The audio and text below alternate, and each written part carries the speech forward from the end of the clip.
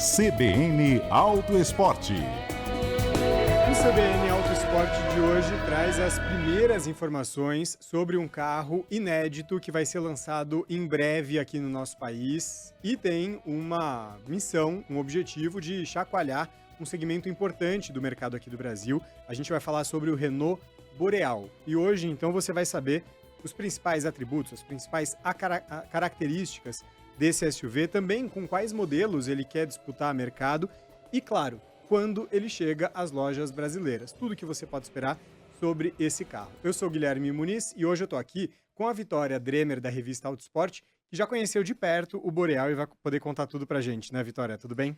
Tudo bem, Gui? Olá, bom dia para o Gui e também para os nossos ouvintes. É sempre um prazer estar aqui e hoje, então, para falar tudo sobre o Renault Boreal. É isso. Bom, é um dos lançamentos mais importantes do ano, né? É um dos lançamentos mais importantes, inclusive, dos últimos anos para a Renault, mas para o mercado como um todo é um dos principais lançamentos agora de 2025. Foi apresentado nos últimos dias, no mês de julho.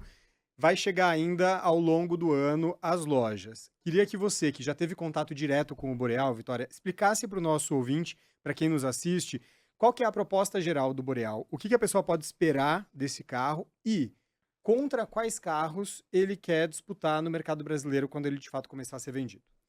Então, o Boreal é um SUV médio, né? Então, é um carro que oferece espaço, assim, é um carro mais para família porque ele é espaçoso. Ele é maior do que um SUV compacto, né? Então, a Uhum. gente tem um espaço interno ok, um porta-malas muito bom. E ele chega, então, para brigar principalmente com o Toyota Corolla Cross e com o Jeep Compass, que são os mais vendidos da categoria. Mas também temos aí Volkswagen Taos e Caoa Chery Tiggo 7, que estão aí nesse páreo. É isso. Como a gente falei rapidinho aqui, né, sobre como ele é importante para a Renault como um todo, a Renault que no ano passado lançou o Kardian, que é um SUV bem abaixo do Boreal, né, ele é um SUV ali de entrada. Como que o Boreal conversa com o Kardian, porque a gente já explicou que o Kardian simbolizava uma espécie de nova fase para a Renault, ou seja, o Boreal é o segundo capítulo dessa nova fase da empresa por aqui, né? Exato, ele é basicamente a continuidade dessa nova fase da Renault e até por isso eles têm a mesma plataforma. E aí, por isso, ele também traz aí o mesmo câmbio do Kardian, e aí depois a gente vai falar mais pra frente de motor, que é diferente, né, mas a gente consegue ver que o Boreal tem um design completamente diferente do que a gente via nos outros carros da Renault. Ele é muito mais moderno, é um carro mais tecnológico, que é também o que a gente já tinha visto um pouco no próprio Kardian, né. E o Até comparado com o Sandero, né, que o Kardian Exato. substituiu de certa forma o Sandero e trouxe Exato. mais E ele tecnologia. já e ele já também tinha um pouco esse design mais diferente, Uhum. né, o Cardian.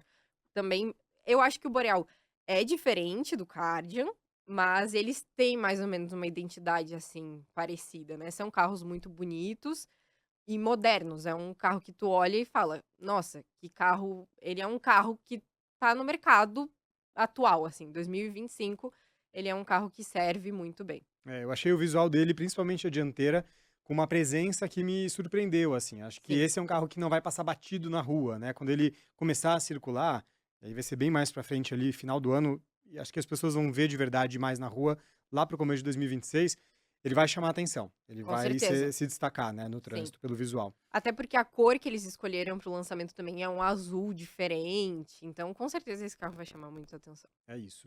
Bom, apesar dele fazer parte dessa nova fase da Renault, ele tem algumas peças, algumas partes que ainda são compartilhadas com modelos da Dacia, que é uma empresa romena que faz parte do mesmo grupo da Renault. Resumindo, muito resumidamente é isso, antes do Kardian, até o Sandero, grosseiramente falando, a Renault ela se ancorava muito nos carros da Dacia, trazia esses carros, aplicava o logo da Renault e vendia por aqui, e a partir do Cardian, a promessa deles é se distanciar um pouquinho mais dessa parceria com a Dacia, mas não significa que eles tenham rompido, então tem ali algum tipo de compartilhamento. E a Renault, por muitos anos, foi criticada por alguns consumidores que não gostavam dessa associação, porque a Dacia é uma marca mais simples, não entregava o refinamento que as pessoas às vezes esperavam.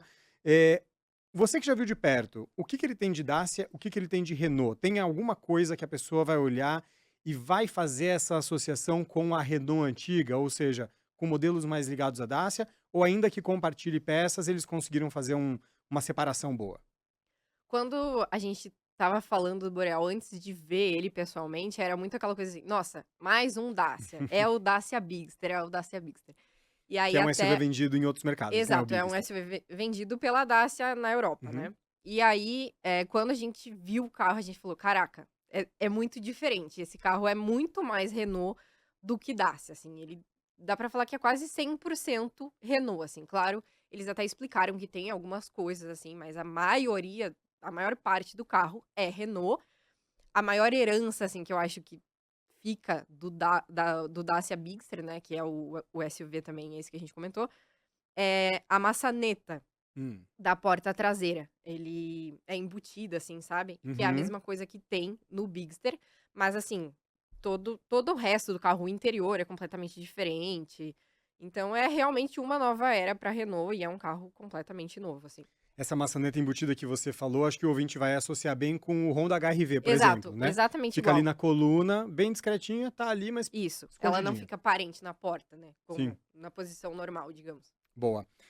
O que que a gente pode dizer, o que que a gente já sabe, para detalhar um pouco melhor sobre porte e sobre equipamentos, e até para entender se essas coisas dialogam uma com a outra, porque às vezes tem montadora que adota essa estratégia de trazer um carro maior, mais completo, para rivalizar por um preço mais acessível em relação a um outro que tem um porte parecido, mas tem menos equipamentos. É uma estratégia possível. É mais ou menos por aí que a Renault foi? Então, o que que a gente pode dizer sobre porte e sobre equipamento dele, até pensando nessa briga de categoria que ele vai tentar por aqui?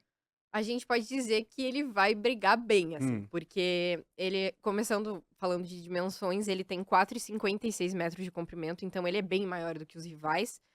São 10 centímetros de diferença para o Corolla Cross e 16 para o é Compass. bastante Então, coisa. assim, é bastante coisa, ele é bem maior É. mesmo.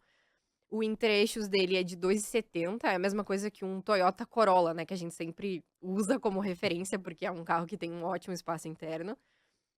E o porta-malas também é maior que os rivais, ele tem 522 litros, então é bastante coisa. O Corolla Cross e o Compass têm 440 e 410, então também é bem diferente. E mesmo com isso, assim, eles sendo maior, eles também, equiparam o carro muito bem. Eles não falaram exatamente todos os equipamentos, mas já falaram que vão ser 24 sistemas de segurança, tem Google nativo, então não precisa conectar o celular para ter Google Maps. Central multimídia, que é uma grande evolução em relação ao Cardian, que foi bastante criticado, mas é um carro também, enfim, maior do que os rivais e equipado no mesmo nível ou mais do que também os rivais. Agora, você falou do porte, e aí só é importante destacar, apesar dele ter um porte maior, um espaço maior do que os outros rivais, não significa que ele vai ter 7 lugares, né? Pelo que vocês apuraram e pelo que a Renault já confirmou, vai ser um carro sempre com 5 lugares. Sempre com 5 lugares. Tá. Eles não cogitam a possibilidade de fazer para 7. Tá. Agora, essa categoria, né, quando a gente está falando ali dessa briga de SUV médio principalmente, o SUV compacto também tem isso que eu vou mencionar, mas a briga de SUVs médios tem muito forte uma questão de acabamento. Se a montadora não coloca um acabamento ali um pouco mais caprichado, ou se ela abusa de plástico em lugares que poderia ter um tecido, ou uma borracha, um material um pouco mais suave ao toque, tem muito consumidor que reclama. Então, às vezes, isso acaba sendo o definidor da pessoa não querer um carro e querer outro, apesar da gente ter, por exemplo, a Volkswagen é uma marca muito criticada por isso, por usar muito plástico rígido, mas ainda assim tem o SUV mais vendido do mercado. Então isso por si só não define o bom desempenho do carro. Mas eu queria saber o que que você percebeu sobre isso. Esse foi um ponto que a Renault decidiu investir para conseguir brigar ali, de perto com os outros modelos desse segmento, ou pode ser um calcanhar de Aquiles? O que que a gente pode dizer do acabamento dele? Eu acho que o acabamento segue muito o que a gente já viu no Cardian, assim, que já traz um acabamento melhor do que a gente via em Duster e nos carros mais antigos da Renault. Eu acho que eles seguiram esse padrão no Boreal. Então, a gente tem pouquíssimo plástico. Eu conheci a versão topo de linha, né? É importante dizer isso. É sempre a mais É sempre a caprichada. mais Uhum. caprichada, vai ser a mais cara, então, né? Ela é a melhor. E aí, nesse caso, a gente tinha, plástico só na saída de ar-condicionado para os passageiros do banco traseiro Uhum. e também nas portas traseiras. Na frente, no painel, tinha material macio ao toque e até alguns detalhes gravados a laser, assim, no painel. É um acabamento bem caprichado mesmo, também fica aí na mesma faixa dos rivais, se não melhor. Ele é bem refinado, é um carro muito legal. Uhum. Vamos falar do conjunto mecânico, porque esse claro, é o ponto mais importante provavelmente para definir a compra de um carro. E recentemente a gente falou aqui sobre o Nissan Kicks, que ganhou uma nova geração, também mirou um pouco para cima, né, crescendo em porte, tentando ficar um pouco mais refinado, mas eu percebi uma certa reclamação de muitos consumidores, de usuários em redes sociais, de ouvintes nossos, sobre o motor. Esperavam, pelo menos parte dos consumidores esperavam um motor mais moderno, um motor mais potente. O que que a Renault já confirmou sobre o motor do Boreal? Pode ter aí algum problema ou aí eles também conseguiram fazer um bom trabalho para emplacar as vendas do Boreal? Então, acho que esse é um ponto ainda que a gente vai precisar ver, porque como o carro foi só apresentado globalmente, Uhum. a gente ainda não dirigiu e eles nem revelaram informações sobre desempenho, né. Mas eles já disseram qual vai ser o motor, é um motor até que a gente já conhece, é o 1.3 Turboflex, que já equipa as versões mais caras do Duster. Então ele tem aí 163 cavalos de potência e 27,5 de torque. Se a gente comparar a potência com os rivais, ele fica um pouco abaixo, porque o Jeep Compass tem 176 cavalos e o Corolla Cross 174. Então ele é menos potente, mas é um SUV maior, né. Ainda que o peso fique aí meio parecido, porque tem 1.439 quilos, se eu não me engano, é meio parecido com o que os rivais oferecem. Mas, se a gente analisar a potência, o esperado, assim, é que ele tenha um desempenho um pouco menor, né. Então, quem sabe um outro motor cairia melhor aí nesse Boreal. É, tem ajustes, né, que podem ser feitos, às vezes no câmbio e tal, para casar melhor com o motor, mas pode não ser suficiente realmente para compensar essa diferença grande aí de potência em relação aos rivais. Assim que tiver essas informações e essa possibilidade de testar o carro, claro que a Vitória volta aqui para contar para os nossos ouvintes como é essa sensação a bordo. Mas você falou aí sobre quando ele for lançado, né? Porque por enquanto ele foi apresentado. Então o visual é conhecido, a gente já conhece alguns equipamentos, entende o porte, tudo isso que a gente mencionou. O que que a gente já sabe sobre data de lançamento, já tem alguma data confirmada, e expectativa de preços? Então, não temos uma data exata confirmada, eles falaram só que o SUV chega no terceiro trimestre. Uhum. E aí, é exatamente nesse período que ele também começa a ser produzido. E uma coisa legal é que esse carro é produzido no Brasil. A apresentação global foi no Brasil justamente por isso. Ele é feito em São José dos Pinhais, no Paraná. E aí é só nesse período. Então ainda vai demorar um pouquinho, né? Mas os preços, nada disso também foi revelado. Não tem nenhuma faixa de preço, mas a nossa estimativa é que a versão mais barata fique aí entre 180 e 200 mil reais, e a mais cara, que é a que a gente tá comentando aqui, de todo esse acabamento, fique aí nos 250 mil reais. É, É mais ou menos o que os rivais sim. oferecem, né, o mesmo preço. É, e aí é interessante a gente observar, né? Porque se a Renault lançar esse carro perto dos 180 mil, é sinal de que eles querem um modelo agressivo, competitivo, vem de fato para brigar com os outros rivais no mercado, jogando o preço lá para baixo, né? Tentando fazer essa competitividade no preço, eventualmente até para compensar talvez alguma outra defasagem ou outra que ele tenha na prática ali no mercado. Se ele chegar por 200 mil, é um sinal de que entre a apresentação que está acontecendo agora e o lançamento, eles mediram esse público, eles testaram, eles fazem, Sim. testes, né, provas ali com essas pessoas, com potenciais consumidores, e se o carro chegar por 200 mil, é sinal de que eles entenderam que estão muito competitivos e podem jogar esse sarrafo um pouquinho mais para cima. Essa é a regra que a gente pode esperar ver sendo feita daqui para frente, né? Sim. Como que vai ser posicionado. É, e eu acho que, assim, o mais esperado até que eles joguem pra cima, assim, Hum. muito pelo que eles estão comentando na apresentação, de ser um carro totalmente novo, de ser sofisticado, sabe. A gente vê que é um tratamento como se fosse um carro premium. Uhum. Então eu diria que dá pra esperar aí que fique na casa dos 200 mil. Muito bem, já dá para ter aí então um termômetro mais preciso. A gente falou do Kardian, que foi o primeiro modelo dessa nova fase, dessa nova geração da Renault. Agora o Boreal. O que que a gente pode esperar para 2026? Tem outros modelos já no radar, que a gente já consegue ter aí uma expectativa do que vem por aí? Ou esses 2 modelos dão uma concluída nesse primeiro momento da nova fase da Renault? Bom, pra 2025 é isso, né, o Uhum. Boreal vem aí, mas pra 2026 sim, eles já têm esse planejamento de ter uma nova picape, uma picape intermediária, então pra concorrer aí diretamente com a Fiat Toro, que é a líder do mercado. A gente ainda não tem quase nenhuma informação, o que a gente sabe é que é daquele projeto Niagara que eles já mostraram, E a plataforma, então, vai ser a mesma do Boreal. E a gente espera que o motor também seja aí esse 1.3, mas que seja híbrido. Aí basta saber qual vai ser a escolha deles, mas o motor a combustão deve ser esse 1.3.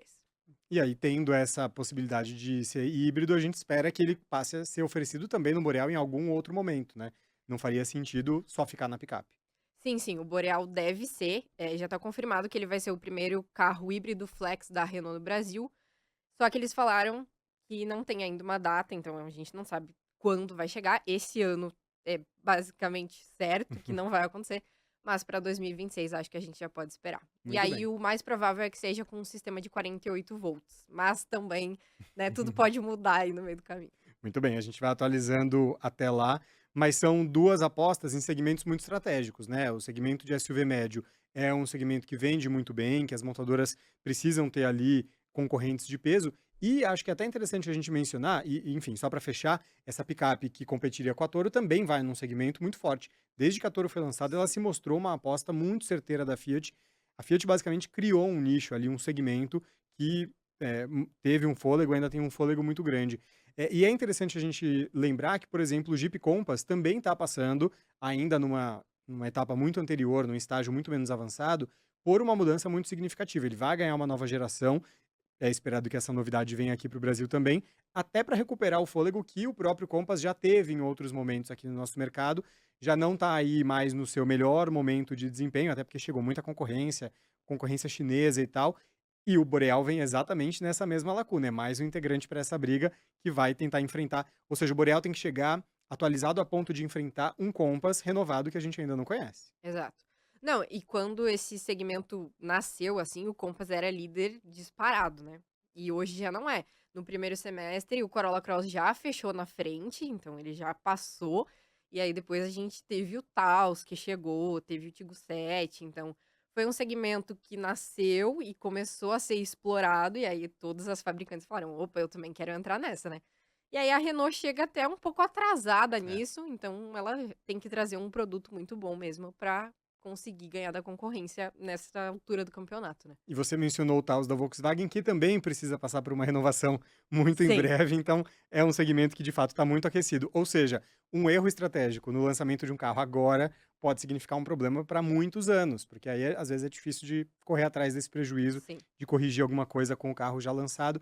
Por isso que é tão importante a gente entender o que a Renault está preparando com esse Boreal e a gente vai atualizando as outras informações também aqui no CBN Autosport. A gente fala agora sobre o mercado de carros como um todo, falando especificamente sobre os carros que menos desvalorizam. É uma informação muito importante para muita gente na hora de fechar a compra do carro zero.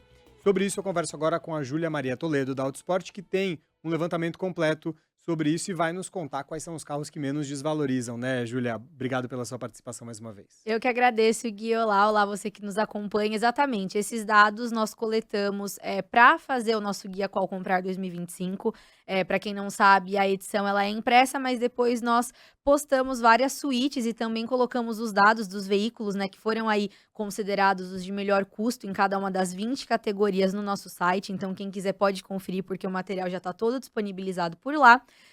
E acho que dentre as suítes, essa com certeza é uma das mais não importantes necessariamente, mas que gera muita curiosidade, né, porque quem não quer perder dinheiro na hora da revenda ou quem gosta de trocar de carro com frequência, com certeza aí tem interesse em saber, quais carros perdem menos valor ao longo do tempo.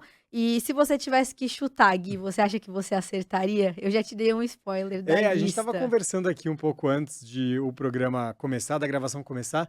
Eu acho que eu acertaria talvez uns 4 ou 3 mais evidentes ali, mas tem alguns que me surpreendem muito e que eu jamais teria apostado na lista dos que menos desvalorizam. Tem muita coisa surpreendente, né. Com certeza, para o nosso ouvinte ou para quem nos acompanha aí através do YouTube e tá ligado aí, nessas questões de eletrificação, já adianto que temos 2 modelos elétricos na lista, mas não tem jeito, né, assim, o primeiro lugar ainda fica com o modelo a combustão que inclusive tá sendo, lançado no mercado com uma reestilização, chegando aí com uma nova geração, que é o Chevrolet Tracker.